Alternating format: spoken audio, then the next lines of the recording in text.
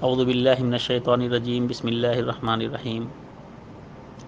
یا ایہا الذین آمنوا اذا تداینتم بدین الی اجل مسمی فاکتبوہ ولیکتب بینکم کاتب بالعدل ولا یأبی کاتب ان یکتب کما علمہ اللہ۔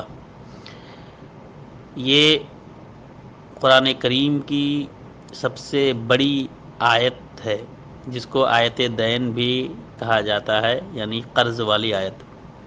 یہ سب سے بڑی آیت ہے سورہ بقرہ کی، اور قرآن مجید کی بھی سب سے بڑی آیت ہے۔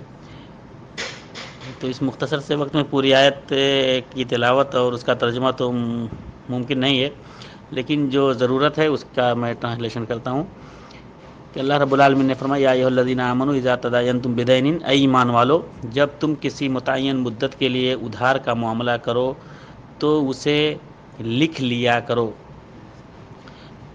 وَلْيَكْتُبْ بَيْنَكُمْ كَاتِبٌ بِالْعَدْلِ، اور چاہیے لکھنے والے کو کہ وہ عدل کے ساتھ لکھے۔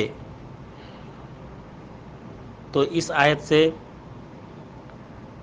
آپسی معاملات کے بارے میں اللہ رب العالمین نے فرمایا کہ آپس میں جب بھی کچھ لین دین کا معاملہ کرو تو لکھ لیا کرو، جو آج کل لوگ بہت معیوب سمجھتے ہیں، اور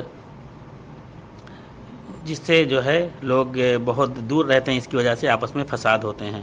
اور یہاں تک کہ اللہ کے رسول اللہ رب العالمین نے فرمایا کہ جب تم سفر میں ہو تو بھی اگر کوئی لکھنے والا نہیں ہے تو چاہیے کہ لینے دینے کے وقت میں کسی گواہ کو اپنے ساتھ رکھ لیا کرو، کسی لین دین کے معاملے میں کسی کو گواہ بنا لیا کرو۔